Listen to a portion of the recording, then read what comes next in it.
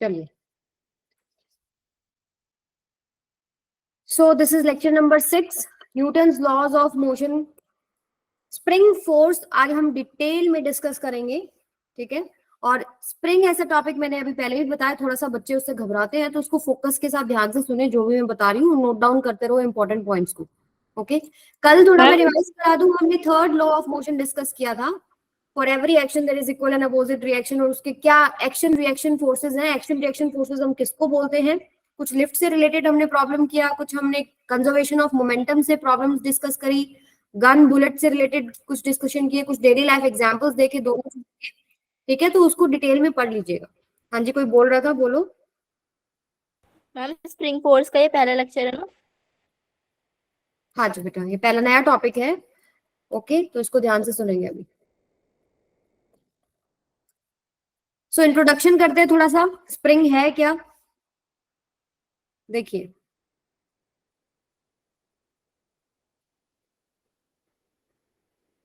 ऐसे होता है ना, स्प्रिंग तो सबने देखा ही होगा, आपके पेन्स में भी होते थे पहले, पुराने वाले जो पेन्स होते थे, ठीक है। तो इस तरीके का इंस्ट्रूमेंट है ये spring.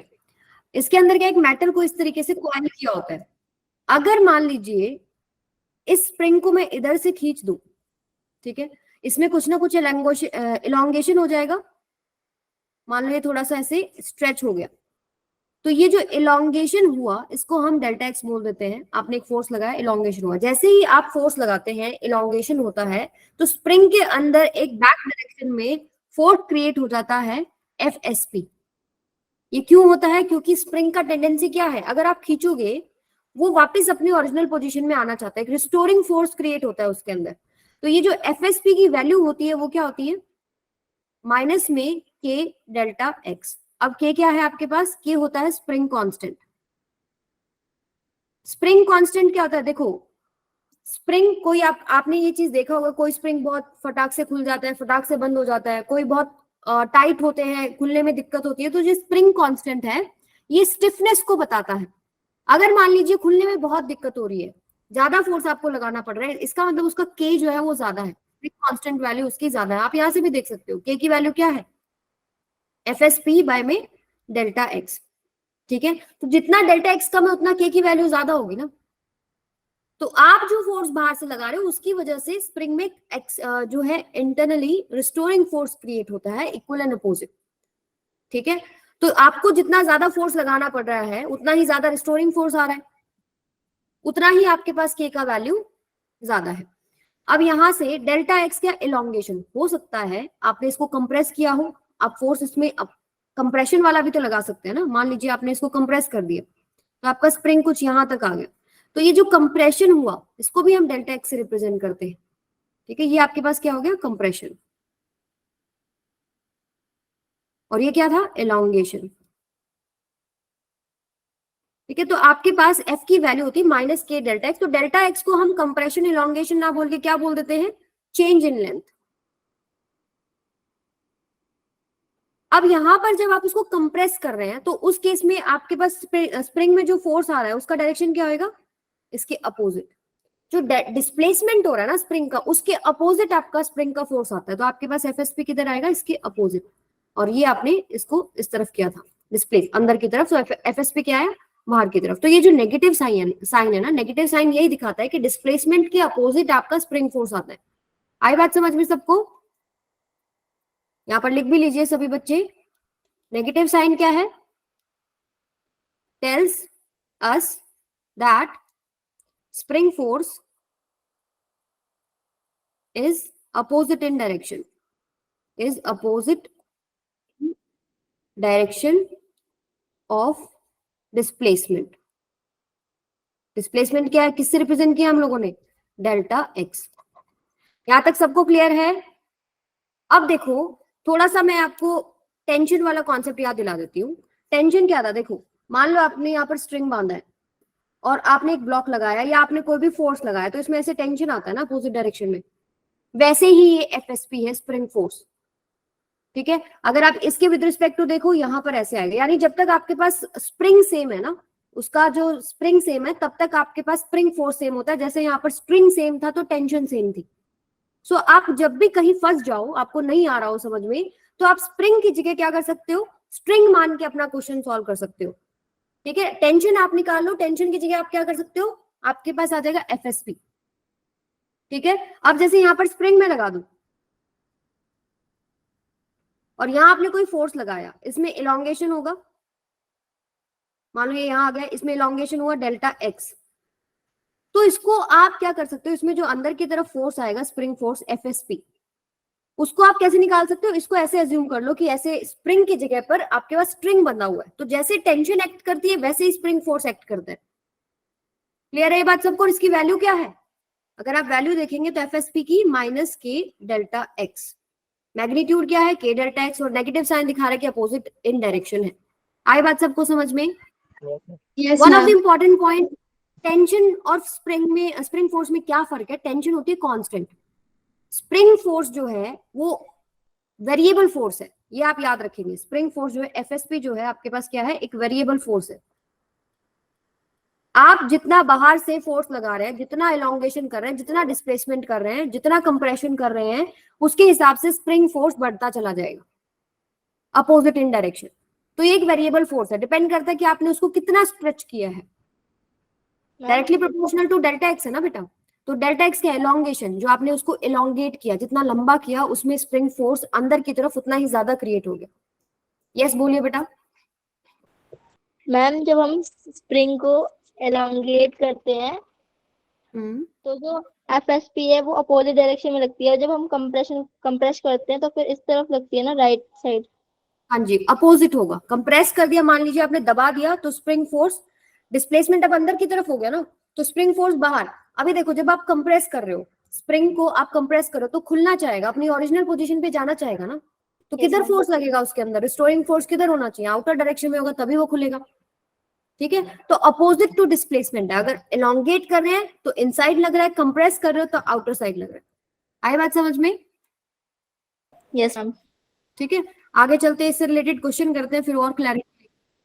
Find spring force FSP if both blocks are displaced by 1 metre each in same direction and in opposite direction. मान लो आपके पास दो ब्लॉक है और इनके बीच में आपने एक स्प्रिंग लगा रखा है, और स्प्रिंग कांस्टेंट के की वैल्यू भी ले लीजिए यहाँ पर 100 न्यूटन।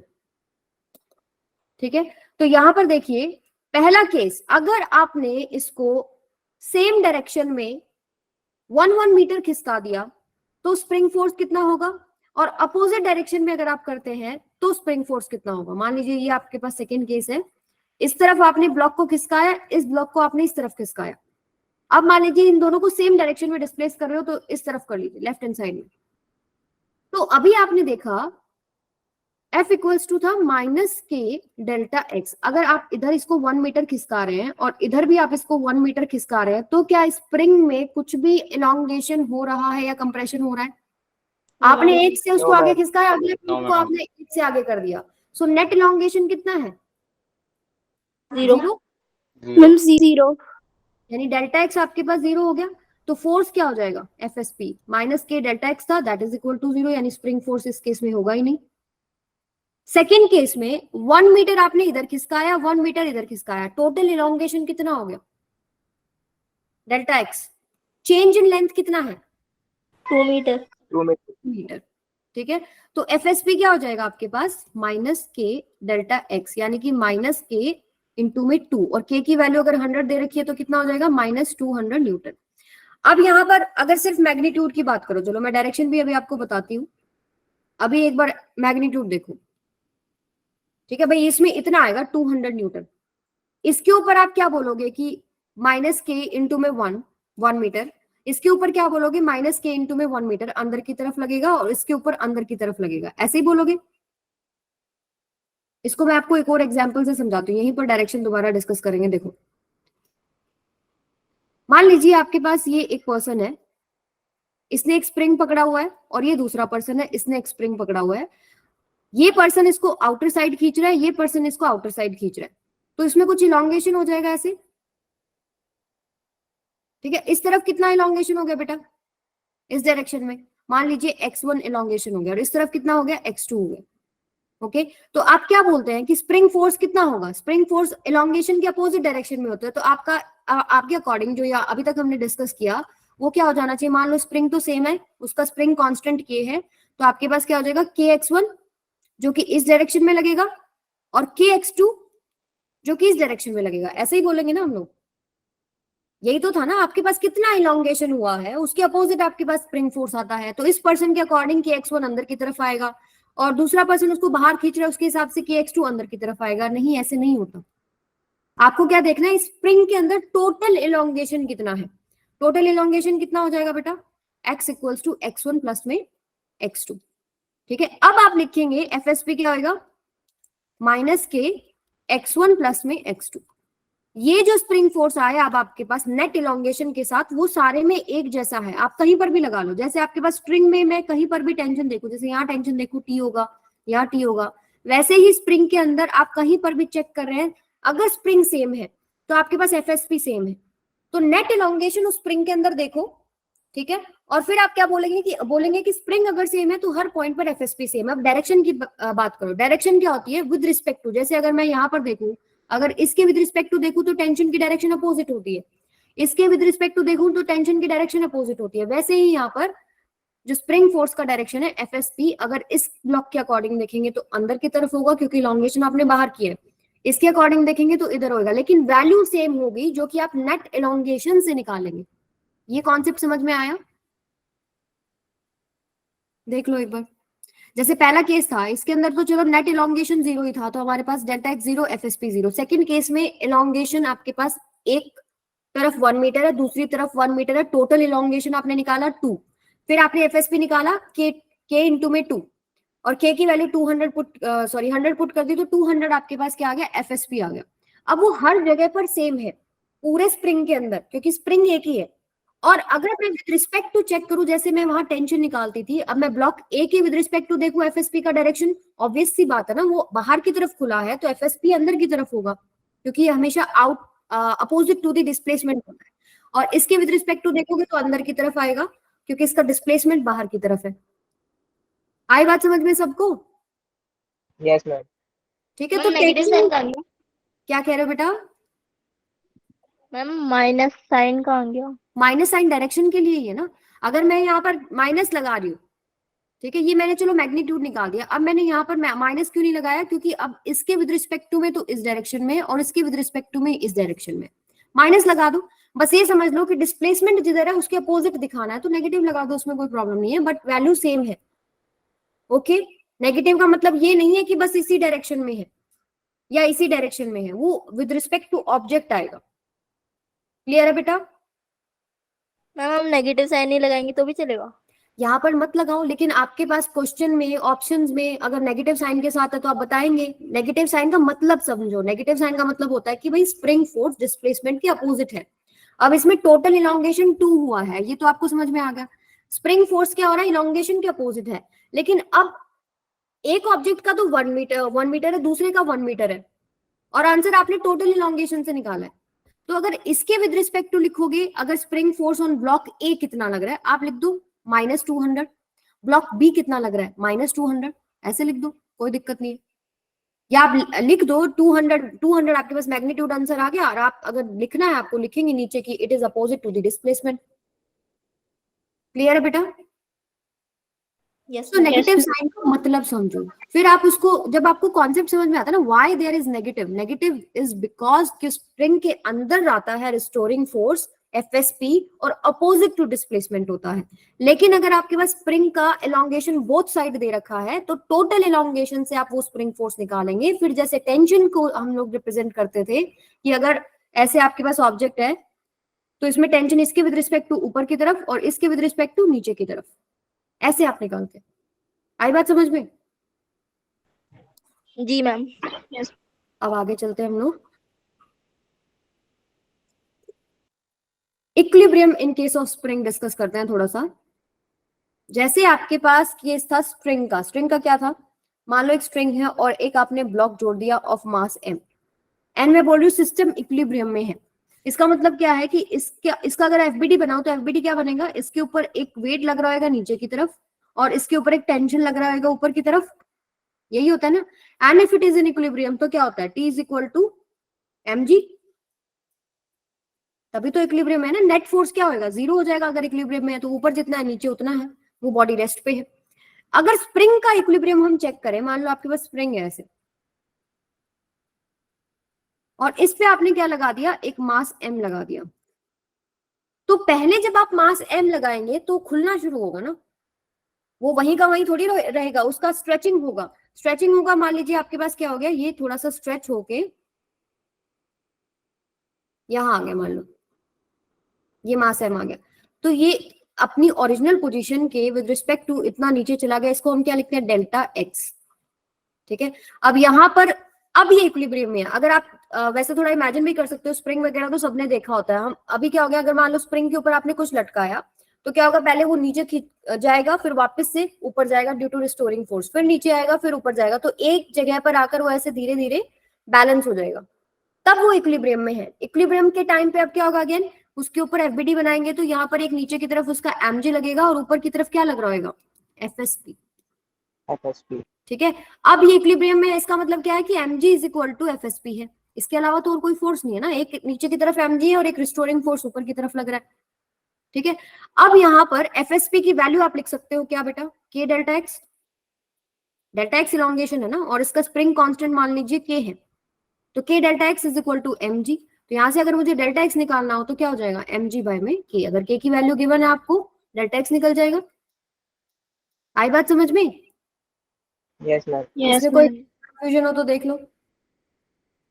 और ये देखिए, मैंने जो अभी आपको बताया कि वो पहले नीचे जाता है फिर ऊपर जाता है, ये ऑसिलेशंस होते हैं। तो आपका सिंपल हार्मोनिक मोशन एक चैप्टर है जिसके अंदर इस पार्ट से रिलेटेड क्वेश्चन आते हैं, जो ये ऑसिलेशन होता है ऊपर नीचे जाता है, ये चीज हम वहां डिस्कस करेंगे। अभी हम लोग क्या डिस्कस कर रहे हैं कि उसके अंदर कितना इलॉन्गेशन हो रहा है, कितना उसमें अंदर की तरफ रिस्टोरिंग फोर्स आ रहा है, और ये जो प्रोसेस है हम यहाँ ऑसिलेशंस कंसिडर नहीं कर रहे, हम स्लोली स्लोली स्लोली उस मास को है, जैसे नीचे हाथ लगा लीजिए उसके, धीरे धीरे धीरे धीरे वो इलोंगेट हो जाएगा। वो ऑसिलेशंस की हम बात ही नहीं कर रहे हैं, वो आप आगे सिंपल हार्मोनिक मोशन एसएचएम है, लास्ट सेकंड लास्ट चैप्टर है शायद आपका, वहां डिस्कस करेंगे। आगे चलते हैं, क्वेश्चन करते हैं बेटा, फाइंड इलोंगेशन ऑफ स्प्रिंग।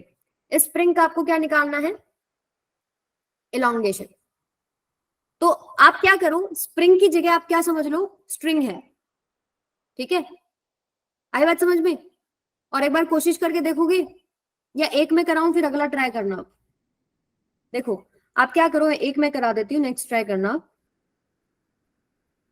आप क्या कर सकते हैं,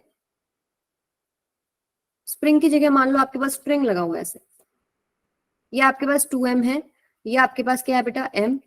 ओके, तो अभी स्ट्रिंग सारा सेम है तो टेंशन सेम रहेगी ना। अब इसका एफबीडी बना सकते हो, जैसे 2m का अगर मैं एफबीडी बनाऊं, अब 2m मास ज्यादा है m से, ऑब्वियस सी बात है 2m वाला नीचे आएगा, आएगा ही नहीं आएगा? Yes ma'am. तो आप इसका एफबीडी बनाएंगे तो नीचे की तरफ 2g लगेगा, ऊपर की तरफ एक टेंशन लग रहा है, और इसका मोशन नीचे की तरफ होगा a एक्सेलरेशन के साथ। जितने से आपके पास 2m नीचे आएगा उतने से ये ऊपर जाएगा, क्योंकि सेम स्ट्रिंग है। अब देखिए सेकंड का अगर मैं बनाऊं, सेकंड में क्या होगा, नीचे की तरफ mg और ऊपर की तरफ क्या लग रहा है, t, और एक्सेलरेशन क्या है, ऊपर की तरफ। तो इसकी इक्वेशन अगर हम लिखते हैं तो ये आपके पास क्या आएगा, 2g माइनस में t, this is equal to 2m into में a, और इसका लिखेंगे तो क्या आएगा, t माइनस में mg, this is equal to ma। So हम ऐड कर लेते हैं, ऐड करते क्या आ जाएगा आपके पास, मैम फर्स्ट वाली इक्वेशन में 2mg होगा ना? हाँ हाँ, ये कैंसिल हो गया, आप ऐड कर दीजिए, हो जाएगा आपके पास mg, this is equal to 3ma। यहां से a क्या हो जाएगा, g/3। ठीक है, अगर a निकालने को बोला हो तो टेंशन क्या हो जाएगी बेटा, किसी भी एक इक्वेशन में पुट कर लो, इसमें पुट कर लेते हैं। t इज इक्वल टू क्या है, mg प्लस में ma। ठीक है, और ma क्या है आपके पास, mg प्लस में m इंटू में g/3, तो ये कितना हो जाएगा, 4mg/3। This is your tension. अब स्प्रिंग के अंदर ये टेंशन क्या है, स्प्रिंग फोर्स है, एफएसपी। ठीक है, तो आपके पास T आपके पास क्या है बेटा, एफएसपी है, तो ये एफएसपी की वैल्यू कितनी होगी, 4mg/3। और अगर मैं पूछूं इलोंगेशन कितनी है, तो एफएसपी को ओपन कर लीजिए, एफएसपी क्या है, k डेल्टा x है ना, Right. This is equal to 4mg by में 3। यहां से डेल्टा x निकल जाएगा, एलोंगेशन क्या हो जाएगी 4mg बाय में 3k। तो k की वैल्यू आपको कुछ गिवन होगी, आपके पास डेल्टा x निकल जाएगा। आई बात समझ में सब बच्चों को? Yes, ma'am. ठीक है, तो आप स्प्रिंग की जगह क्या समझ लो, स्ट्रिंग है। अब स्प्रिंग की सारी कहानी हम सॉल्व कर चुके हैं, सब न्यूमेरिकल्स हम डिस्कस कर चुके हैं। देन जहां स्प्रिंग है, टेंशन जो आई है वहां पर टी को आप एफएसपी पुट कर सकते हैं। Okay, Yes. आगे चलो ये वाला ट्राई करो। फाइंड एलोंगेशन इन स्प्रिंग। अब स्प्रिंग का पोजीशन बदल दिया। देखो जब आपके पास यहाँ पोजीशन होती है ना, इस तरह का आपने कभी देखा हो, अगर लैब में आपके स्कूल्स में एक्सपेरिमेंट होते हैं तो स्प्रिंग बैलेंस होता है, उस पे ऊपर स्प्रिंग लगा होता है, नीचे हम वेट लटकाते हैं। तो ये एक वेइंग मशीन की तरह भी काम करता है। ठीक है, तो अगर आपसे पूछे कि रीडिंग कितना आएगा या वेट कितना आएगा, तो आप इसमें एक्चुअली क्या निकालते हैं, स्प्रिंग का एफएसपी निकालते हैं। जो आप नीचे वेट लगेगा वही तो आपके पास अपोजिट एफएसपी लगेगा ना। तो रीडिंग पूछे, वेट पूछे, या आपके पास वेइंग मशीन का कुछ भी कॉन्सेप्ट आए, स्प्रिंग बैलेंस का नाम आए, तो इस तरह के प्रॉब्लम इस क्वेश्चन में डिस्कस हो रहे हैं सारा। तो यहाँ पर आपको इलोंगेशन निकालना है। तो देखो मैं आपको थोड़ा सा हिंट देती हूँ, फिर आप एक बार ट्राई करो। ये आपके पास स्ट्रिंग तो सेम है, ऑब्वियस सी बात है, इसमें टेंशन जो है वो सेम रहेगा या नहीं रहेगा। ये बड़ा वाला मास है, ये नीचे आएगा ए एक्सेलरेशन के साथ, और ये ए एक्सेलरेशन के साथ ऊपर जाएगा। अब यहाँ देखो, इस पुली के विद रिस्पेक्ट टू टेंशन दिखाएंगे तो ऐसे आएगा ना। तो यानी कि आप स्प्रिंग के ऊपर कितना फोर्स लगा रहे हो नीचे की तरफ, टी प्लस टी, तो ऊपर कितना आएगा आपके पास 2t। तो आप t निकाल लो, आपके पास आ जाएगा 2t, एंड 2t ही आपके पास क्या है, एफएसपी। अब निकालो जरा t, दो इक्वेशन बनाओ और सॉल्व करो।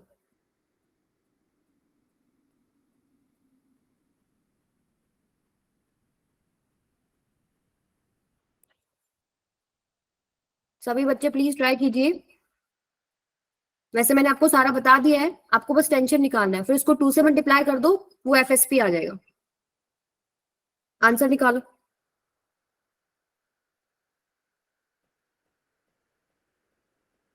नाजो समझ में आ रहा है बेटा? Yes ma'am.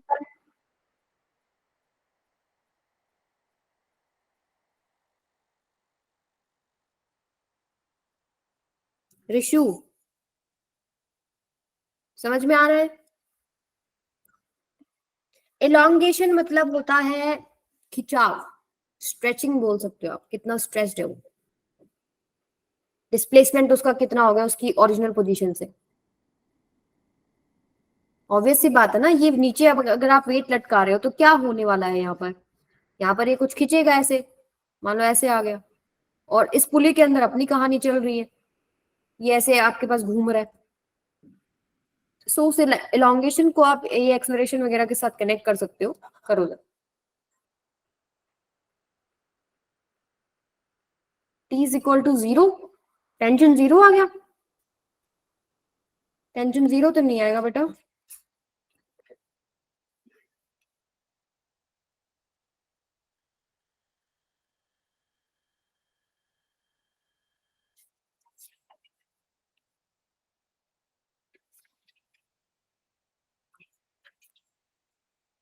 t is equal to ma'am 80/3 आ रही है क्या tension?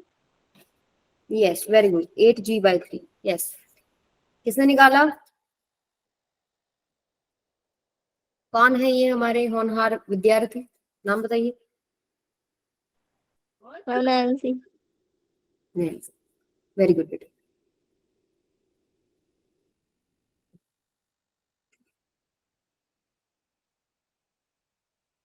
Neetu, t is equal to 4 नहीं है बेटा, 8g/3 आना चाहिए।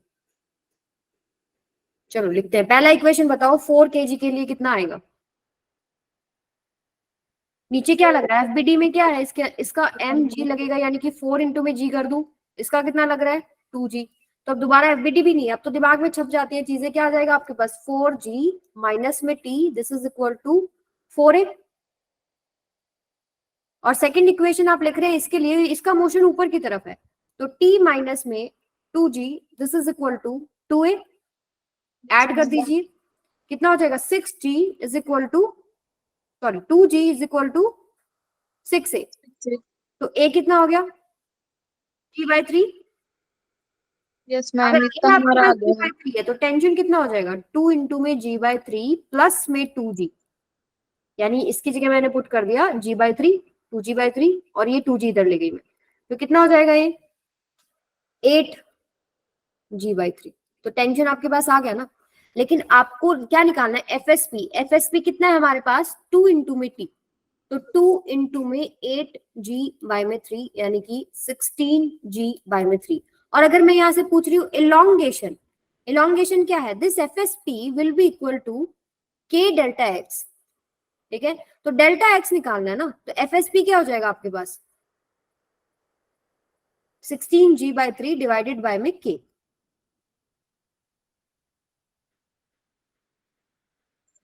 क्या आ गया ये मेरा 16G/3 इंटू में क्या आ जाएगा आपके पास की 100।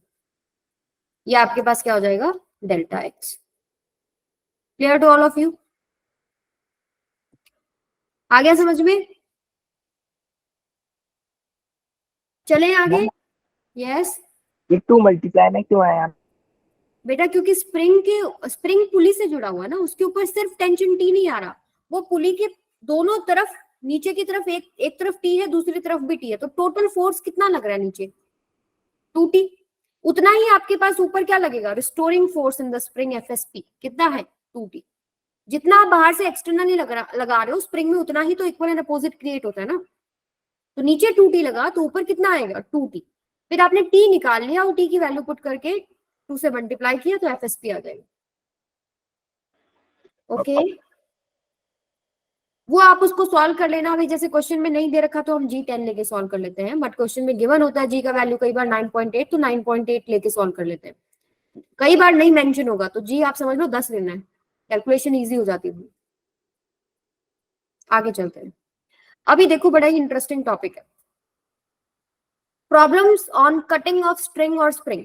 पहला केस डिस्कस करेंगे हम लोग, स्ट्रिंग को हम काटते हैं तब क्या होगा, और बाद में हम डिस्कस करेंगे स्प्रिंग को अगर हम काटेंगे तो क्या होगा। तो छोटा सा एक डिफरेंस है जो आपको समझना बहुत जरूरी है, क्वेश्चन के थ्रू हम डिस्कस करेंगे इसको। At equilibrium string is cut away. क्या करा इन्होंने, इक्विलिब्रियम पोजीशन पे स्प्रिंग को काट दिया। यहां पर मान लो मैंने कैंची ली, ठीक है, और स्प्रिंग को काट दिया इक्विलिब्रियम में। तो सबसे पहले इसके ऊपर लगने वाले सभी फोर्सेस की डिस्कशन कर लेते हैं। 2m के ऊपर क्या लगेगा, एक नीचे की तरफ 2mg weight. Ma'am yes, ma'am string को काटा है ना आपने, तो स्प्रिंग को काटा है। अच्छा मैंने उल्टा काट दिया क्या, चलो एक बार काटते नहीं, पहले हम लोग फोर्सेस डिस्कस करते हैं कौन से, फिर काटेंगे। ये 2mg लगेगा। अब इस स्ट्रिंग के अंदर क्या लगेगा, एक टेंशन लगेगा, इस मास का वेट लगेगा नीचे mg, और आपके पास क्या लगेगा, एक टेंशन भी लगेगा ना इसमें, इसके with respect to opposite direction में, और ऊपर की तरफ क्या लगेगा एफएसपी। तो अगर एफबीडी बनाएंगे, इसका आपके पास क्या बन रहा है, नीचे 2mg, ऊपर क्या लग रहा है बेटा T। इसका बनाएंगे तो एक लग रहा है आपके पास mg, एक लग रहा है टेंशन, और ऊपर क्या लग रहा है बेटा एफएसपी। ये समझ में आ गया सबको क्या क्या फोर्सेस लग रहे हैं हमारे, बताओ जरा, बोलिए, is that clear? Yes ma'am. अब क्या बोल रहा है, वो इक्विलिब्रियम में है, तो पहले इक्विलिब्रियम पे सॉल्व कर लेते हैं फिर काटेंगे। तो इक्विलिब्रियम पे सॉल्व कीजिए। इक्विलिब्रियम का मतलब क्या कि 2m जो है वो उसके ऊपर लगने वाले सभी फोर्सेस बैलेंस कर देंगे। तो 2m का अगर हम सॉल्व करें एट इक्विलिब्रियम, क्या हो जाएगा, T is equal to 2mg, ठीक है। और सेकेंड आपके पास क्या है, इस ब्लॉक के लिए क्या हो जाएगा, mg प्लस में T, this is equal to FSP, और T आपके पास क्या है 2mg, यानी mg प्लस में 2mg, this is equal to FSP। कितना आ गया वैल्यू 3mg। ये तो कहानी होगी मेरे पास, इक्विलिब्रियम में सॉल्व कर लिया कि भाई कितना रिस्टोरिंग फोर्स लग रहा है, कितना टेंशन लग रहा है, ये मेरे पास दोनों ब्लॉक्स के बीच में सब समझ आ गया। अब काटना है। अब अगर आप कट करते हैं तो क्या होगा, देखिए लेट्स से आपने यहां से इसको कट कर दिया, स्ट्रिंग काटना है ना हमने, स्ट्रिंग जैसे ही आप काटोगे, क्वेश्चन क्या है, find the acceleration of the both the blocks just after cutting the string. बहुत लंबे समय की हम बात नहीं कर रहे, क्योंकि लंबे समय में तो नहीं पता, हमने किसी ने हो सकता है ब्लॉक पकड़ लिया, किसी ने ऊपर से खींच लिया। हम जस्ट आफ्टर कटिंग क्या क्या चेंजेस आएंगे, कितना एक्सेलरेशन ब्लॉक्स के ऊपर लगेगा, वो निकालना है। जैसे ही आप उस स्ट्रिंग को काट दोगे, क्या चीज जीरो हो जाएगी? टेंशन खत्म हो जाएगी ना। Yes, ma'am. ठीक है, जैसे ही काटोगे जस्ट आफ्टर कटिंग क्या हो जाएगा आपके पास? Tension zero. अब दोबारा से एफबीडी बनाओ, टेंशन जीरो हो गया। अगर हम 2m के लिए बात करें, ये मेरे पास 2m है, इसके लिए क्या हो जाएगा? नीचे की तरफ क्या लग रहा है बेटा? 2mg। ठीक है, टेंशन ऊपर क्या हो गया? जीरो। Zero. अब ये किस एक्सेलरेशन से जाएगा? मान लेते हैं ए एक्सेलरेशन से नीचे जाएगा, ऑब्वियस सी बात है नीचे गिरेगा ना, ऊपर थोड़ी जाएगा। आपने काटा तो क्या होगा? नीचे की तरफ जाएगा ये। तो यहाँ पर 2mg इज इक्वल टू क्या हो जाएगा? 2m इंटू में ए।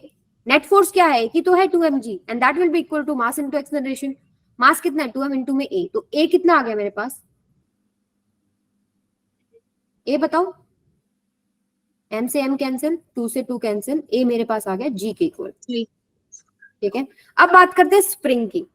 अभी देखो स्प्रिंग में क्या हो रहा है, एक रिस्टोरिंग फोर्स, इसका एफबीडी बनाते हैं, उससे आपको क्लियर होगा। देखो ये आपका मास m का एफबीडी है। अब ऊपर लग रहा है इस पे एक एफएसपी, वो एफएसपी एकदम से गायब नहीं हो जाएगा। एफएसपी एक रिस्टोरिंग, जैसे ही काटोगे वो स्प्रिंग तो अपनी वैसे ही ओरिजिनल पोजीशन पे जाना चाहता था, आपने नीचे से टेंशन खत्म कर दिया तो क्या आएगा? वो ऊपर की तरफ मूव करेगा ना, due to that restoring force FSP जो उसके ऊपर लग रहा है। इसके ऊपर एक नीचे की तरफ वेट लग रहा है mg। एफएसपी की वैल्यू आपने निकाली थी 3mg, इसको आप लिख लीजिए 3mg। अब इसका एक्सेलरेशन किधर होगा? ऊपर की तरफ, क्योंकि स्प्रिंग जैसे ही काटोगे क्या होगा? नीचे की तरफ जो लग रहा था फोर्स वो आपने खत्म कर दिया। ठीक है, तो अब क्या हो रहा है? उस एक ब्लॉक का जो फोर्स है mg वो लग रहा है, उसके अलावा एक उस पर रिस्टोरिंग फोर्स एफएसपी ऊपर लग रहा है जो उसको ऊपर लेके जाने का ट्राई करेगा। अब देखिए क्या होगा यहाँ पर, 3mg माइनस में mg, this is equal to mass into में एक्सेलरेशन। यानी कि क्या क्या आंसर आ गया आपके पास? 2mg, this is equal to mass into में एक्सेलरेशन। m से m कट गया, a की वैल्यू कितनी आ गई? 2G. 2g। अगर नहीं भी समझ में आता कि ऊपर जाएगा नीचे जाएगा, नीचे की तरफ ले लो, आपके पास एक्सेलरेशन माइनस 2g आ जाएगा। यानी कि आपने जो डायरेक्शन लिया है वो उल्टा लिया है, एक्सेलरेशन ऊपर की तरफ है। तो कभी भी इन चीजों में फंसो मत, प्लस माइनस के चक्कर में, वो अपने आप एडजस्ट हो जाती है चीजें। वेक्टर्स है ना हमारे पास, यही इनकी खास बात होती है। ओके, अब इसको ध्यान से देख लो। अब इससे रिलेटेड जो नेक्स्ट क्वेश्चन है वो आप डिस्कस करेंगे, मतलब आप निकालेंगे और फिर मुझे बताएंगे क्या आंसर है। क्या किया है? स्ट्रिंग को काटा, स्ट्रिंग को काटते ही टेंशन खत्म। दोबारा से एफबीडी ड्रॉ कर लो।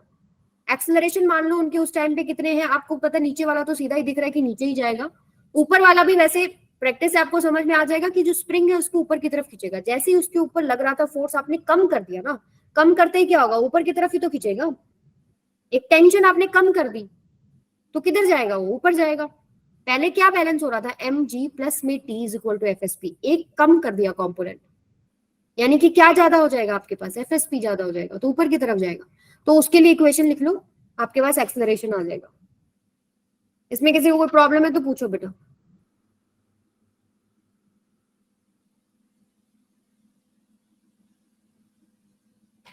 चलो अब आप लोग निकालेंगे, after system attains equilibrium string is cut. पहले इक्विलिब्रियम पे सॉल्व कर लो एफबीडी ड्रॉ करके, फिर आप तीनों के एक्सेलरेशंस निकालेंगे। सभी बच्चे सॉल्व एक बार पहले वाली स्क्रीन पे कर दीजिए, क्या करूं? पहले वाली साइड दिखा दीजिए। हाँ लो बेटा,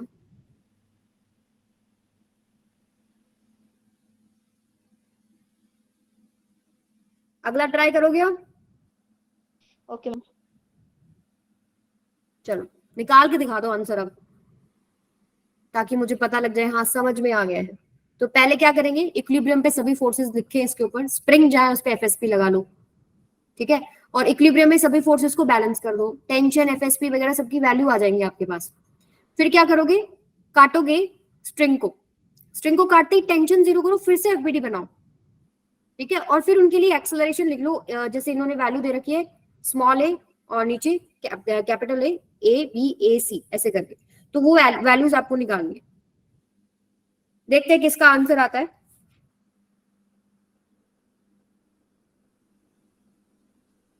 अभी जो ये वाला क्वेश्चन है और इससे जो नेक्स्ट क्वेश्चन है, दोनों ही इंपॉर्टेंट क्वेश्चन है। अच्छे से सॉल्व करो।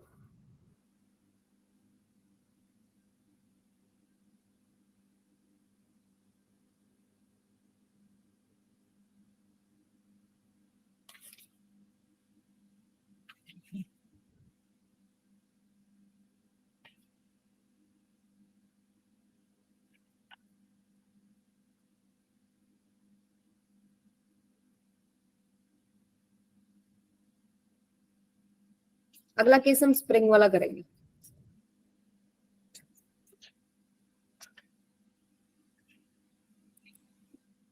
सभी बच्चे ट्राई कीजिए।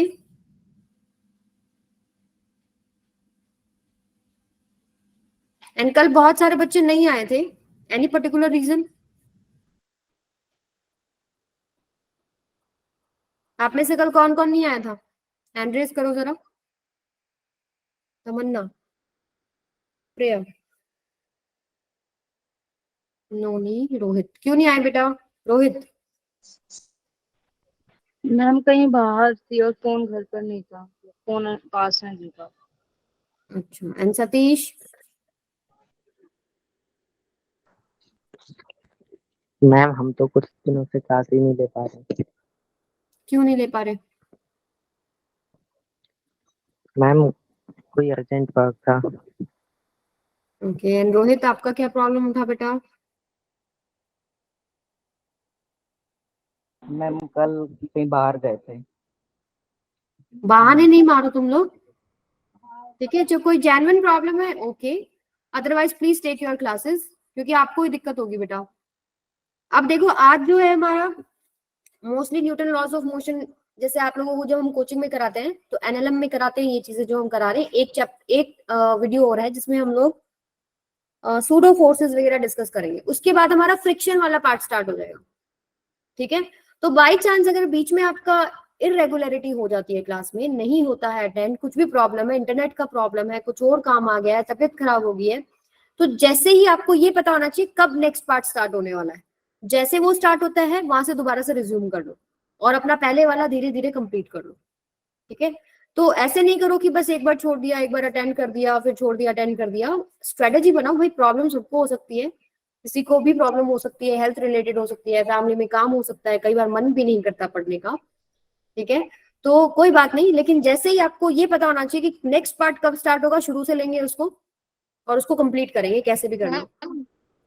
अब अगला आपको मैंने बता दिया हम लोग क्या करने वाले हैं। यस बेटा?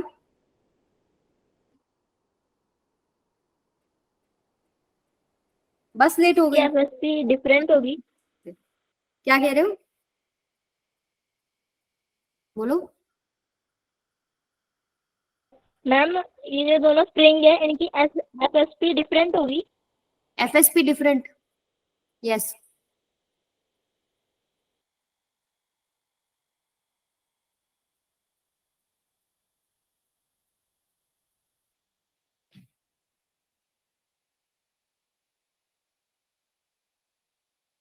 नेक्स्ट पार्ट बेटा, अब अगला जो इसमें वीडियो हम करेंगे, वो वीडियो में भी मतलब ऐसा नहीं है कि आपने पहले कुछ किया हो तो ये आपको समझ में आएगा। वो डिफरेंट बेसिक चीजें हैं जिसमें हम pseudo forces, inertial frame, non inertial frame, जिसमें बच्चे बहुत अटकते हैं, तो आप अगले क्लास से ले लेना। और नहीं तो फिर उससे अगले वाली जो क्लास है उससे तो 100% लेना, उसमें फ्रिक्शन वाला पार्ट स्टार्ट हो जाएगा। 2 मिनट और हैं आप लोगों के पास, एक बार सॉल्व करो।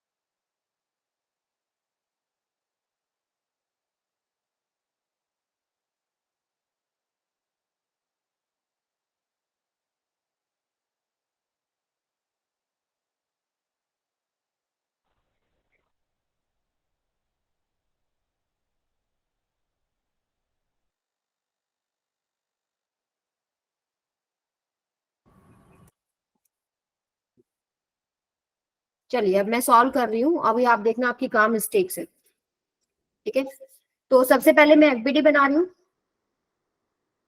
नोट डाउन कर लेते हैं क्या क्या हमको पता है। जैसे कि एक इसका वेट लगेगा mg, इस पे लगेगा fsp। इसके विद रिस्पेक्ट टू अगर बात करें तो नीचे की तरफ एक वेट लगेगा कितना 2mg, और एक fsp भी लगेगा सेम, पूरा जैसे टेंशन लगती है वैसे ही लगता है ना। और इसकी बात करें तो इसके ऊपर एक टेंशन ऊपर लगेगा, इसमें एक टेंशन नीचे लगेगा, एक इसका वेट लगेगा mg, और इसके ऊपर एक लगेगा fsp। अब एफबीडी बना लेते हैं। सबसे पहले ब्लॉक ए की बात करते हैं। ये नीचे की तरफ क्या लग रहा है mg, और ऊपर की तरफ क्या लग रहा है fsp, और ये इक्विलिब्रियम में है, यानी कि fsp should be equal to mg, पहला केस। अब इसकी बात करते हैं 2m की, ब्लॉक नंबर 2, उसके ऊपर नीचे की तरफ एक लग रहा है क्या 2mg, और एक लग रहा है आपके पास क्या बेटा fsp, और ऊपर क्या लग रहा है एक टेंशन t, और ये भी इक्विलिब्रियम में है, यानी कि 2mg प्लस में fsp this is equal to t। fsp पता है ऑलरेडी कितना आया था mg, तो t इज इक्वल टू क्या हो जाएगा 3mg। अब अगले पे चलते हैं, ब्लॉक सी। ब्लॉक सी पे एक टेंशन लग रहा है और एक mg लग रहा है, mg और एक टेंशन t लग रहा है, और ऊपर लग रहा है इस पे fsp। अब ये वाले fsp की वैल्यू भी निकल जाएगी, देखो mg प्लस में t this is equal to fsp। तो टेंशन कितना निकाला 3mg, यानी ये कितना आ जाएगा आपके पास 4mg। देखो अलग अलग वैल्यू आई है ना fsp की, नीचे वाले के लिए mg आई, ऊपर वाले के लिए 4mg आई है। अब जैसे ही आप काटोगे इसको, स्ट्रिंग को कट कर देते हैं, कट करते क्या आएगा टेंशन 0 हो जाएगी। अब इनके एफबीडी में चेंजेस आ जाएंगे, जैसे इसमें कोई चेंज नहीं आ रहा, नीचे की तरफ mg लग रहा है, ऊपर fsp, और fsp की वैल्यू कितनी है mg, क्योंकि यहाँ तो टेंशन ब्लॉक नंबर ए में, तो यहाँ पर एक्सेलरेशन क्या है 0 होगी, ऊपर वाला फोर्स नीचे वाले फोर्स को बैलेंस कर रहा है, राइट। सेकंड वाले केस में देखो, सेकंड वाले केस में अगर आप 0 कर रहे हैं टेंशन को, तो नीचे लग रहा है एक 2mg और एक लग रहा है आपके पास fsp, ठीक है, टेंशन क्या है 0। अब नीचे की तरफ उसका मोशन हो रहा है, मान लेते हैं उस एक्सेलरेशन को ए बी, तो ये आपके पास ये ए बी हो गया। अब ए बी क्या हो जाएगा आपके पास, नीचे की तरफ कितने फोर्सेस हैं, एक तो 2mg है, एक आपके पास fsp है, and that is equal to your mass कितना था 2m इनटू में एक्सेलरेशन ए बी। इसको अगर आप सॉल्व करते हैं तो fsp की वैल्यू तो ऑलरेडी ये थी ना mg, ये वाली पुट कर दीजिए, ये आ जाएगा आपके पास क्या 3mg this is equal to 2m into में ab, तो m से m कट गया, यहां से आपके पास क्या आएगा ab is equal to 3/2g। तो ये एक्सेलरेशन ऑफ ब्लॉक 2 आ गया। अब बात करते हैं ब्लॉक 3 की। ब्लॉक 3 में क्या है, एक ऊपर लग रहा है fsp और एक नीचे लग रहा है क्या बेटा mg, एंड टेंशन आपके पास 0 है, एंड मोशन किधर होगा उसका ऊपर की तरफ होगा। देखो इस fsp की वैल्यू आपको पता है कितनी है 4mg, तो जिधर आपके पास फोर्स ज्यादा है मोशन तो उधर ही होगा ना, तो 4mg माइनस में mg this is equal to, इसका कितना मास है m इंटू में इसका एक्सेलरेशन आप ले लो ac, तो ये हो जाएगा 3mg this is equal to ac, यानी ac कितना आ गया आपके पास 3g। क्लियर सबको, कुछ भी प्रॉब्लम है तो पूछो सर।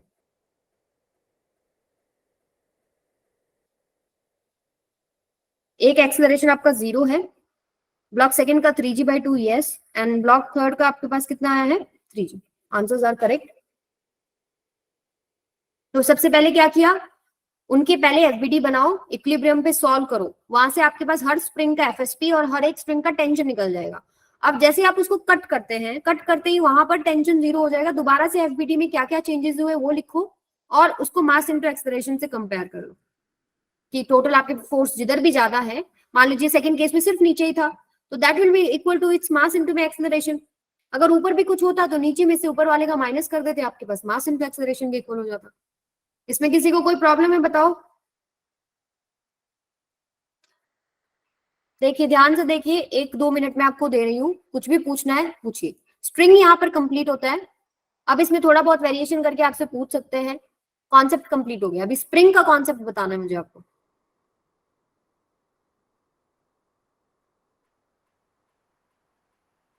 चलें आगे? हाँ जी बेटा, कोई तो बोलो। Ma'am yes. ओके चलिए नेक्स्ट पार्ट करते हैं। Spring is cut away, find acceleration of block A B C just after cutting. अब स्प्रिंग को काटा है, स्प्रिंग को काटने से पहले एक बार हम सारे चीजें सॉल्व कर लेते हैं जो हमको समझ में आ रही हैं। जैसे कि अगर आप देखें यहाँ पर इसका एक वेट लग रहा है mg, लगेगा एक FSP। ये पूरा स्प्रिंग सेम है तो इसके विद रिस्पेक्ट टू बनाओगे तो एक FSP इधर आ जाएगा। एक इस पे आएगा क्या, वेट 2mg। एक टेंशन इस पे T ऊपर, इसके विद रिस्पेक्ट टू टेंशन एक नीचे, एक आएगा इसके ऊपर mg, एक इसके ऊपर आएगा FSP। बन गए ना सारे? मान लो सिस्टम इक्विलिब्रियम में है स्टार्टिंग में, तो यहां से अगर आप सॉल्व करना शुरू करेंगे, देखो एक नीचे आपके पास mg है, ऊपर आपके पास FSP है, तो एक तो चीज सॉल्व होगी। FSP कितना आ गया इसका, mg। ऊपर चलते हैं, ऊपर वाले पे एक लग रहा है 2mg और एक लग रहा है आपके पास क्या, FSP, और ऊपर लग रहा है आपके पास क्या, टेंशन T। इक्विलिब्रियम में है, इसका मतलब T is equal to FSP plus में 2mg, यानी टेंशन कितना आ गया, 3mg। ऊपर चलते हैं, इसके ऊपर एक mg लग रहा है, एक ये टेंशन T लग रही है और एक FSP लग रहा है, ये भी इक्विलिब्रियम में, यानी कि T प्लस में mg this is equal to FSP। T कितना आया था, 3mg प्लस mg, यानी 4mg is equal to FSP। यहाँ तक सबको समझ में आ गया? Yes ma'am. Yes ma'am. ठीक है, अब हम इसको काटेंगे, स्प्रिंग को काटेंगे। देखो जरा, जैसे ही आप स्प्रिंग को कट करते हैं तो जैसे वहां टेंशन 0 हो रहा था, यहाँ क्या 0 हो जाएगा, FSP FSP 0 हो जाएगा। जैसे ही काटा, जो दोनों पार्ट है वो वापस से अपनी ओरिजिनल पोजीशन पे तुरंत पहुंच जाएंगे। तो जब कट करोगे, when spring is cut, FSP is equal to 0। ठीक है, अब आगे सॉल्व करते हैं। फ्री बॉडी डायग्राम दोबारा से बनाते हैं हम लोग। जैसे इसका अगर हम बनाते हैं M का, तो उसके ऊपर क्या लग रहा है, एक आपके पास, इस पूरे ब्लॉक को आपको सॉल्व करना है, इसको अच्छे से समझो। देखो जो पहले इजीली निकल रहा है पहले वो देख लो, ये ब्लॉक का तो मुझे बताना ही है आपको। लास्ट वाले ब्लॉक पे आ जाओ, लास्ट वाले पे, इसमें कुछ भी चेंज हुआ क्या, ये FSP अगर गया है तो इन ब्लॉक्स में कुछ चेंज आएगा, इसके अलावा कहीं चेंज नहीं आ रहा। ये वाला स्प्रिंग का FSP तो अपना था। अगर इस ब्लॉक की बात करो, ब्लॉक नंबर, इसको ले लो आप A, इसको ले लो B, ब्लॉक नंबर C। तो ब्लॉक A के लिए अगर आप अब FBD बना रहे हैं, जब आपने काटा उसको तो कुछ चेंज नहीं है, mg नीचे है, FSP आपके पास ऊपर है, और आपके पास क्या है, FSP is equal to mg। यहाँ पर एक्सेलरेशन कितना हो जाएगा, 0। ठीक है, ऊपर जितना फोर्स है इक्विलिब्रियम में ना, और कोई आपके पास फोर्स नहीं है, पहले वो इक्विलिब्रियम में ही था, तो नीचे mg ऊपर FSP वो बराबर आए थे आपके पास, एक्सेलरेशन कितना हो जाएगा, 0। अब बात करते हैं इसकी, इसको मैं डिटेल में आपको यहां समझाती हूँ। एक ब्लॉक है आपके पास m मास का, दूसरा कितना था, 2m मास का।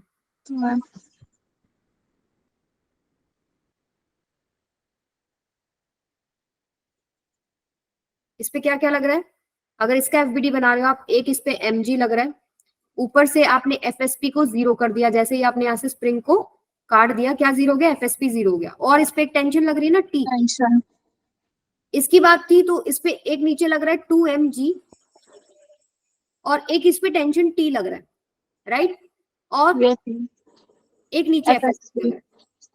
और इस FSP की वैल्यू आपको पता है mg है, mg निकाली थी ना हम लोगों ने यहाँ पे स्टार्टिंग में, देखो ये रही। ठीक है, अब देखो यहाँ पर अगर मैं इसको नॉर्मल तरीके से सॉल्व करती हूँ तो मैं ये बोलूंगी कि अब ये गिरेगा अगर ब्लॉक, तो ये ब्लॉक अगर गिरता है A एक्सेलरेशन से, तो आपके पास क्या हो जाएगा, T प्लस में mg this is equal to mass into acceleration. नीचे गिर रहा है ना, यस और नो।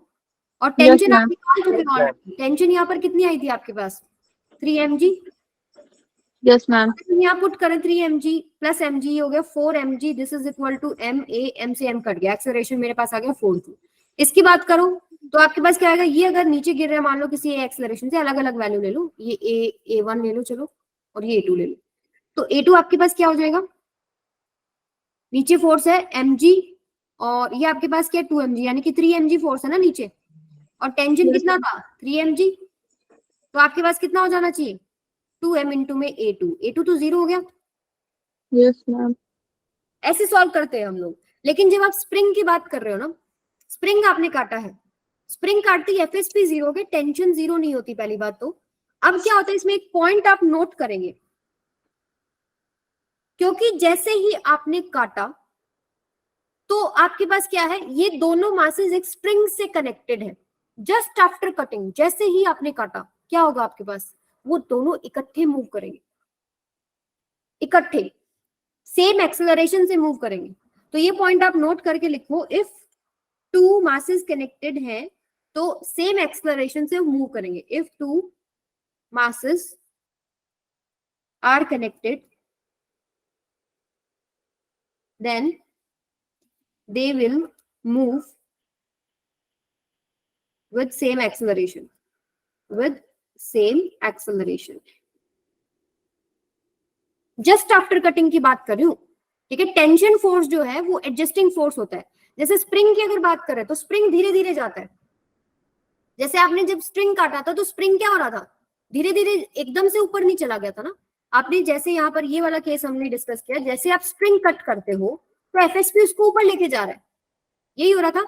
लेकिन यहाँ पर जब आप कट कर रहे हो स्प्रिंग को, तो टेंशन क्या है, एडजस्टिंग फोर्स, वो एडजस्ट करेगा, तुरंत एकदम से वो नहीं चेंज होगा। अब क्या होगा देखो, ये सेम एक्सेलरेशन के साथ नीचे की तरफ फॉल करेंगे। अब आप इसको सॉल्व करो, ये आपके पास A एक्सेलरेशन से जाएगा, ये A एक्सेलरेशन से जाएगा। अब यहाँ पर टेंशन आप ड्रॉ करेंगे। अब वो जो टेंशन हमने निकाली थी वो सेम टेंशन नहीं यूज करेंगे हम लोग, टेंशन हमारी चेंज होगी, ठीक है। तो यहाँ पर अब नई टेंशन ले लेते हैं हम लोग, क्या, T डैश, ठीक है। अब यहाँ पर इसका FBD बनाए तो एक नीचे लग रहा है इसका mg, और नीचे की तरफ लग रही है टेंशन T डैश। तो T डैश प्लस में mg, this is equal to mass into में एक्सेलरेशन।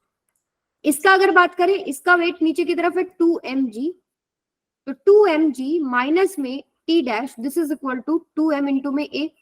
अब आप इनको ऐड कर दीजिए, T डैश से T डैश कैंसिल हो गया, ये आएगा 3mg, this is equal to कितना आ गया आपके पास, ma प्लस में 2ma, 3ma। यहाँ पर A की वैल्यू कितनी आएगी आपके पास, G।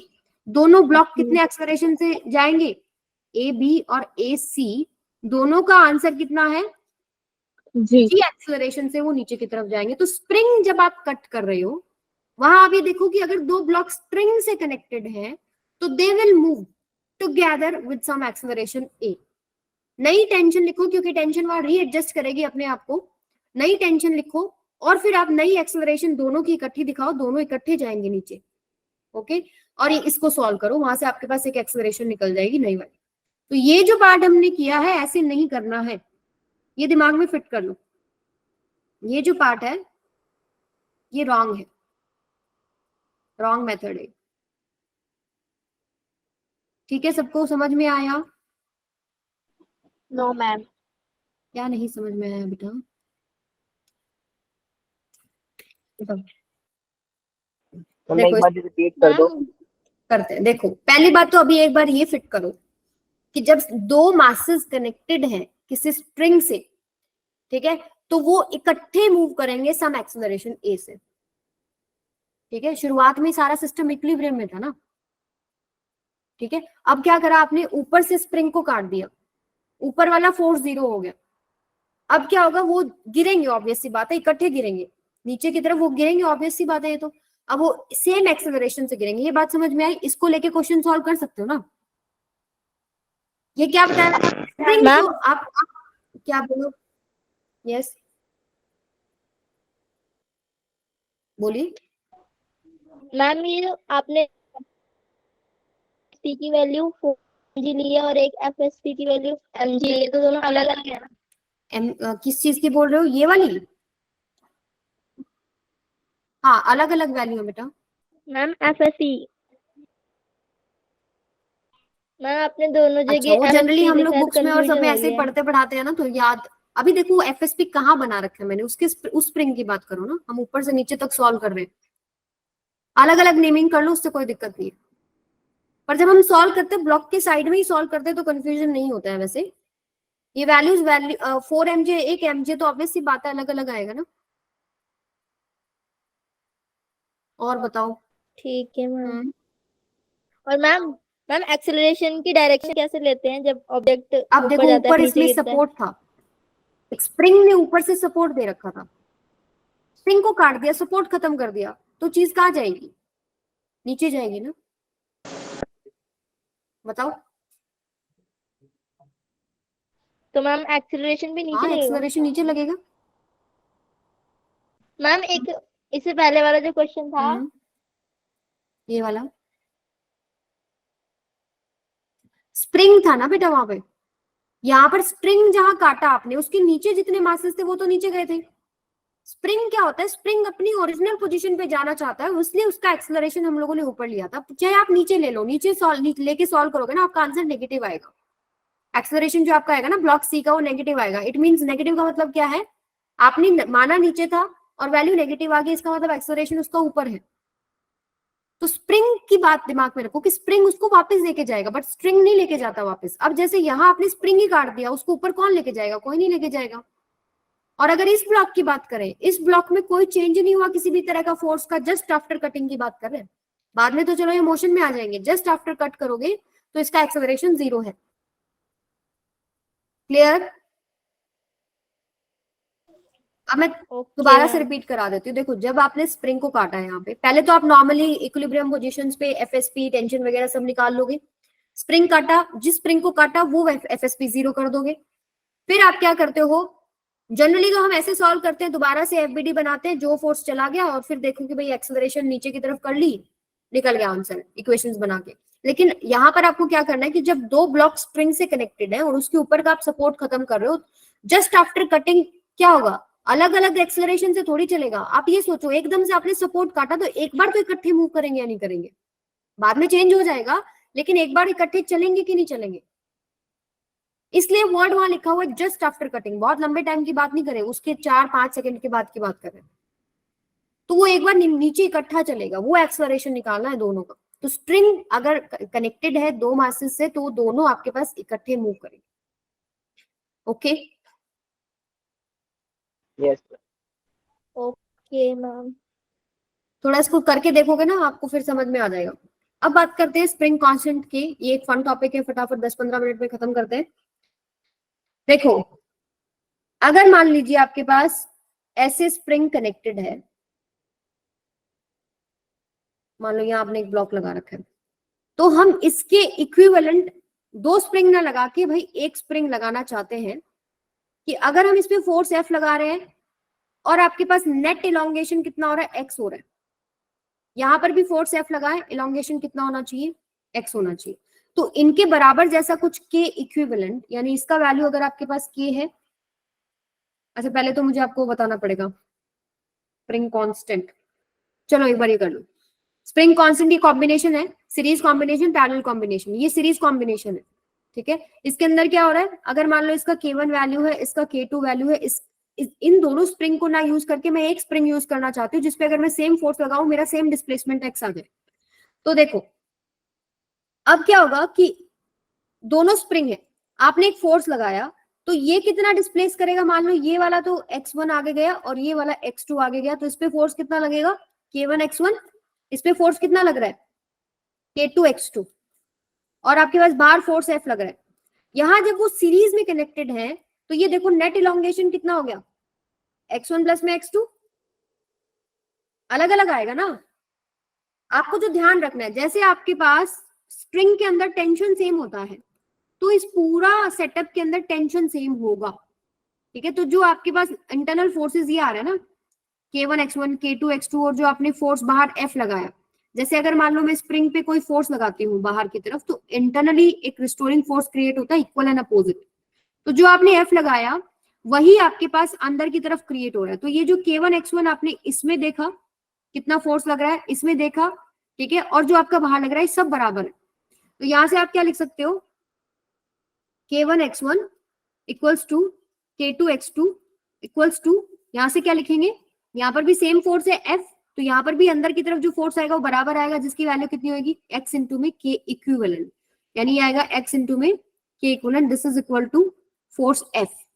यहां से आप क्या निकाल सकते हो, आप x की वैल्यू, x1 की वैल्यू और x2 की वैल्यू निकाल के आप पुट करेंगे तो आपके पास क्या आ जाएगा, 1 बाय में K equivalent is equal to 1 by में K1 प्लस में 1 बाय में K2। तो जैसे रेजिस्टेंस के केस में पैरेलल में हम लोग इक्विवेलेंट रेजिस्टेंस निकालते थे ना, वैसे स्प्रिंग के केसेस में अपोजिट आंसर्स आते हैं। जैसे वहां पर सीरीज में क्या होता था, R इक्विवेलेंट R1 प्लस में R2, पैरेलल में क्या होता था, R equivalent 1 by R equivalent equals to 1 by R1 plus में 1 बाय R2। तो अब यहाँ पर सीरीज में आ रहा है 1 by K equivalent equals to 1 by K1 plus में 1 बाय K2। कॉन्सेप्ट क्या यूज किया है कि पूरे के अंदर टेंशन जैसे सेम होती है वैसे ही स्प्रिंग फोर्स अंदर जो आ रहा है उसमें वो सेम होगा। अगर बाहर F लगाया है तो हमने अलग अलग स्प्रिंग को देखा तो उसमें आना चाहिए था इलोंगेशन के हिसाब से और स्प्रिंग कांस्टेंट के हिसाब से K1 X1 K2 X2 वो सब बराबर होंगे क्योंकि वो एक साथ कनेक्टेड है। तो जैसे टेंशन सेम होती है वो FSP सेम होगा। तो K1 X1 is equal to K2 X2 is equal to K equivalent into में X कर दिया। यहाँ पर भी सेम फोर्स लग रहा है ना F, तो अंदर जो फोर्स बन रहा है वो कितना बनेगा, K इक्विवेलेंट इनटू में X। तो हम यहाँ से X1 X2 और X की वैल्यू निकालते हैं तो हमारे पास क्या बन जाएगा, 1 by K equivalent equals to 1 by K1 plus में 1 बाय K2। आई बात समझ में सबको, यस और नो? नो मैम, एक बार और रिपीट कर दीजिए। देखो क्या किया है, एक स्प्रिंग है, फिर एक स्प्रिंग है, फिर एक ब्लॉक है, फिर आप एक फोर्स F से कर रहे हो। तो अगर सिंगल स्प्रिंग यूज करना है आपको इसकी जगह पर तो आपको उनका जो K का वैल्यू है कुछ अलग लेना पड़ेगा। ऐसा लेना है कि अगर मैं ये सेम फोर्स F लगा रही हूँ तो डिस्प्लेसमेंट मेरे पास जो बन रहा था ना टोटल पहले वाले केस में उतना ही बन जाए। तो उसको मैं क्या लिखती हूँ, K इक्विवेलेंट। भाई इनका ऐसा कॉम्बिनेशन मुझे निकाल के देना है कि मेरे पास K इक्विवेलेंट का एक स्प्रिंग लगा दूं और यही फोर्स अगर मैं उस पर लगाऊं तो मुझे सेम डिस्प्लेसमेंट X मिल रहा है। अब पहले वाले केस में मैंने देखा कि डिस्प्लेसमेंट X किसके इक्वल है, एक दो स्प्रिंग है ना, दोनों अलग अलग खींचेंगे क्योंकि दोनों का अलग अलग आपके पास स्प्रिंग कांस्टेंट है। स्प्रिंग कांस्टेंट क्या है, स्टिफनेस, कि वो कितना इजीली खींच सकता है, दोनों की वैल्यू अलग है। तो एक आपके पास K1 है, एक K2, तो इलोंगेशन दोनों में अलग अलग होगा। तो K1 X1 उस पे force, restoring force first spring पे आया और K2 X2 सेकंड स्प्रिंग पे आया। लेकिन जैसे स्प्रिंग के अंदर पूरे में टेंशन सेम होता है वैसे ही स्प्रिंग फोर्स पूरे सेटअप के अंदर सेम आएगा। तो जो आपने अलग अलग फोर्सेस लिखे ना, बिकॉज आपको लग रहा था इलोंगेशन अलग अलग है तो फोर्सेस अलग अलग है, वो अपने आप एडजस्ट होएगा। मान लो आपके पास K1 की वैल्यू कम है तो X1 आपके पास क्या हो जाएगा, ज्यादा हो जाएगा। K2 की वैल्यू आपके पास ज्यादा है तो X2 कम हो जाएगा। लेकिन दोनों का कॉम्बिनेशन से जो फोर्स आपके पास बाहर F है उसके बराबर बनेगा, ठीक है। और इसी के जैसा अगर आप लगा रहे हो तो इसका कॉम्बिनेशन भी X इंटू में K इक्विवेलेंट अगर आप करते हो तो वो भी F बनेगा। सारे फोर्सेस को आप कंपेयर कर दो, वहां से X1 X2 और X की वैल्यू निकालो और इस इक्वेशन में आपको पुट करना है बेटा। अच्छा ये मैं बताना भूल गई क्या, यहां से देखो X1 की वैल्यू क्या आ जाएगी, F बाय में K1, X2 की वैल्यू क्या आ जाएगी, F बाय में K2 एंड X की वैल्यू क्या आ जाएगी, F बाय में K equivalent. Put all these value in equation 1, put all these values in equation number 1। Put करते ही आपके पास ये आंसर आ जाएगा। वैसे अब आपको, ये तो मैंने आपको डेरिवेशन बताया, अगर आपको बोर्ड में पूछ ले, अब इसको इसमें याद क्या रखना है, सीरीज में फोर्स सेम होता है और इलोंगेशन टोटल कितनी होती है, X1 प्लस में X2। वहां से आप क्या निकालेंगे, वैल्यूज निकाल के पुट करेंगे। आपके पास आंसर आपको याद होना चाहिए 1 बाय K इक्विवेलेंट होता है 1 बाय K1 प्लस में 1 बाय K2। अब मैं आपको पैरेलल कॉम्बिनेशन में करके दिखाती हूँ। जैसे यहाँ देखते हैं, यहाँ पैरेलल कॉम्बिनेशन अगर है, पैरेलल बहुत ही इजी है। जैसे मान लो एक स्प्रिंग ये है, एक स्प्रिंग ये है, ठीक है, और आपने एक ब्लॉक लगाया, मतलब एक फोर्स इधर आप खींचते हैं इसको, मान लो F फोर्स से आपने खींचा है। अब देखो दोनों पैरेलल में कनेक्टेड है तो इलोंगेशन तो सेम आएगा ना, इसमें भी सेम आएगा, X इसमें भी सेम आएगा, आएगा कि नहीं आएगा। ये आपके पास K1 है, ये आपके पास K2 है, दो तार आप जोड़ दो, उसके साथ एक ब्लॉक लगा दो, अगर आप फोर्स लगाओगे तो खींचे तो दोनों बराबर गए ना, अलग अलग कैसे खींचे, ठीक है। तो इलोंगेशन आपके पास सेम हो गया, लेकिन इलोंगेशन सेम रखना है लेकिन K1 K2 अलग था। इसका मतलब क्या है, दोनों में फोर्सेस अलग अलग रखेंगे। K1 मान लो ज्यादा स्टिफ था तो उसके अंदर फोर्स थोड़ा ज्यादा लग जाएगा। आपके पास सेम इलोंगेशन X, मान लो K2 की वैल्यू कम थी तो उसमें मुझे क्या करना पड़ेगा, थोड़ा फोर्स लगाना पड़ेगा। तो यानी कि इसके अंदर आपके पास क्या आ जाएगा, फोर्स जो आएगा वो क्या आएगा, K1X, और स्प्रिंग के अंदर कितना आएगा, K2X। लेकिन आपके पास इलोंगेशन सेम है। ये बात सबको समझ में आई। Yes, ma'am. ठीक है, अब आप इसको क्या नेम कर सकते हो, इसको F1, इसको F2, यानी कि जो टोटल फोर्स F लगा रहे हो भाई, जितना भी आप अंदर फोर्स लगा रहे हो F से तो ज्यादा नहीं होना चाहिए ना, that is equal to F1 plus में F2। F2. F1 और F2 और F कहां से निकालोगे, इसका मुझे क्या करना है, एक इक्विवेलेंट स्प्रिंग लगाना है कि दो ना लगा के एक लगा लूं और सेम फोर्स F पे सेम इलोंगेशन X आ जाए और इसका K इक्विवेलेंट वैल्यू हो। तो यहाँ से आपके पास क्या आ जाएगा, फोर्स K इक्विवेलेंट इनटू में X, सारी चीजें पुट कर दो, K इक्विवेलेंट इनटू में X, this is equal to K1X plus में K2X। K इक्विवेलेंट कितना आ गया बेटा, K1 प्लस में K2, यानी पैरेलल कॉम्बिनेशन में K इक्विवेलेंट क्या होता है, एडिशन। जैसे रेजिस्टेंस के केस में क्या होता था, सीरीज में एडिशन होता था, R इक्विवेलेंट क्या होता था, R1 प्लस R2, यहाँ पे K इक्विवेलेंट पैरेलल में क्या है, K1 प्लस में K2। तो रेजिस्टेंस का याद है ना सबको, उसका उल्टा आंसर है आपका।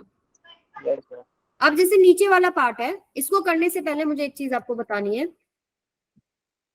यहां बताते हैं, न्यूमेरिकल्स के लिए बहुत इंपॉर्टेंट बात है, ध्यान से सुनो।